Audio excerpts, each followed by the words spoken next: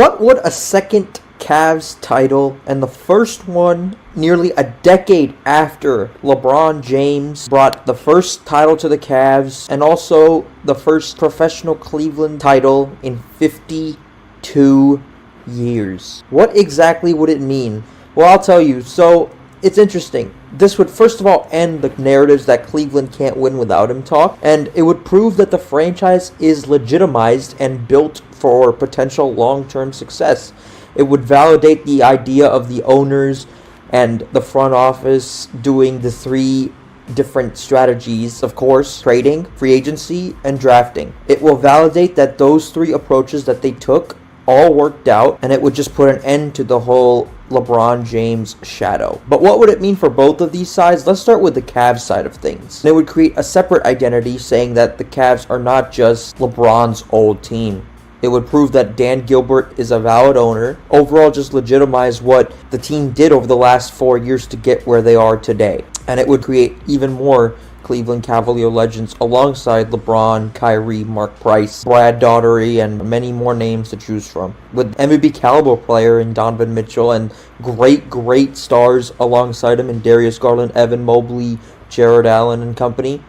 I think it's very possible, especially at the 48-10 mark that they are right now, heading into a huge Friday game against the Boston Celtics. Huge for the city, huge for the state, huge for every Cavalier fan, and it would be such a great storyline because to lose a player of his caliber, arguably the greatest to ever lace him up. I mean, you look at the Chicago Bulls, not a single title without Michael Jordan. If the Cleveland Cavaliers won a decade after LeBron James brought his title, it would mean the world to this franchise and everybody that's a part of it. And it would just make new generations, I would say, of Cavs fans, and I wanted to touch on that as well. Just create even more fans of the next generation, especially this era. And this is our team. I mean, this is like, it doesn't have any connection to LeBron James, and by no means it takes anything out of his greatness and what he gave to the franchise, because he solidifies as number one in Cleveland Cavaliers history forever. I mean, it changes how the league overall, whether you're a basketball aficionado, if you're a casual fan who knows just the big players in the game today, it would change how you view the Cleveland Cavaliers, and it would solidify Cleveland as a potential basketball first town. I mean, right now you look at it, Cleveland, they're probably always going to be a football town, but the Cavs, I mean, you could argue the third in Cleveland, but I mean, you would say they have the biggest market in Ohio out of the three just because they're the only NBA team in Ohio. So you could say they have the biggest market. So it would change the way that state looks at the Cavs. It would change the way that casual NBA fans look at the Cavs. It would change just everything, and it would just no longer be the team that LeBron left, came back, left. It would be that and then some. I wanted to touch on what LeBron said about this Cavalier team. He said this on the New Heights podcast with Jason and Travis Kelce. He said the Cavs look amazing right now. He hopes that they keep it going. They got an opportunity to do something special. I'm glad he was able to put on first and set the trend. Hopefully we keep it going. Here's why I disagree, and this takes nothing away from his greatness. He is forever cemented in Cavs history, in Cleveland history, and obviously a lot of time has passed over the years, and when he left, they were dreadful for the next 4 seasons. I mean, J.R. Smith, he would accuse them of tanking. You would get a lot of turmoil.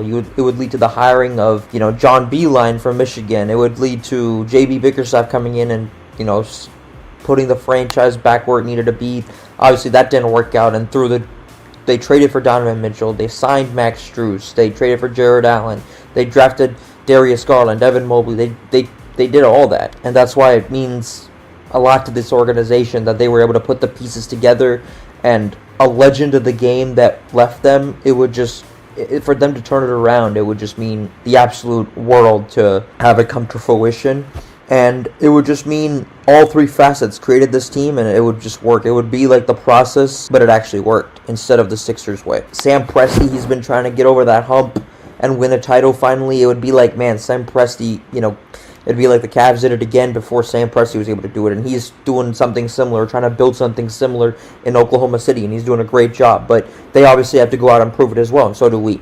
Love this man, LeBron. He definitely brought a lot to this team, and you could argue he left a lasting impact on the franchise and, taught them how to win, but I think this is it's a lot of time has passed, and he definitely has every right to feel the way he feels because he put on a show for this team for 11 seasons. And here's the thing, I want to hit on this as well. It does not diminish his legacy either. I mean, he's obviously a Laker. He was a Heat for 4 years. He came back, brought a championship, led them to 4 straight finals, led them to 5 finals. They won 1. Unfortunately, they ran into a superior team the other 4 times. So it would say this proves LeBron wasn't needed. It would be another thing for Jordan fans to hang their hat around. Here's the thing. At the end of the day, LeBron and LeBron fans or whoever, roots for this guy, they should feel no sour grapes about the Cavs winning because it does not diminish his legacy one bit. I'll get so tired of people saying, see, it proves that he's not the GOAT. He wasn't needed.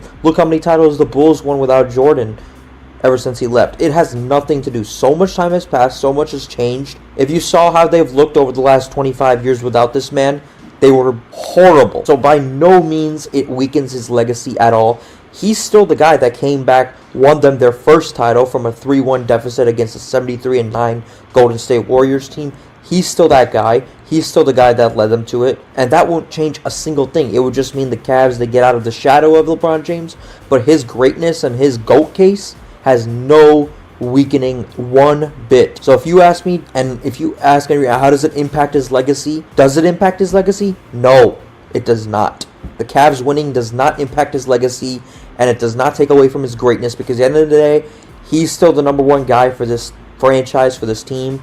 It would just mean the Cavs, as a franchise, they feel legitimized. But this guy put on a show, and everybody who is from Cleveland, who's a Cavs fan, should have nothing but the utmost appreciation for what this guy brought to this franchise. It has no impact on him, but man, it would feel so good. So that's all I gotta say. I mean, his place is set. As I said, he brought Cleveland its first championship.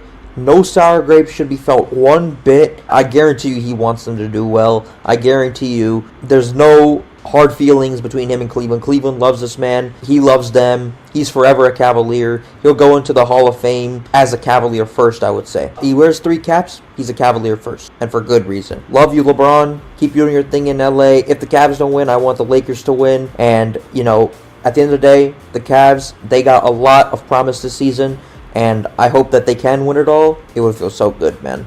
A decade after this man delivered a title, it would feel great. So that's all I got to say. Let's go Cavs. Donovan Mitchell, let's keep it going. And we got a big one on Friday against the Boston Celtics. I can't wait. You guys have a great one, and let's go Cavs.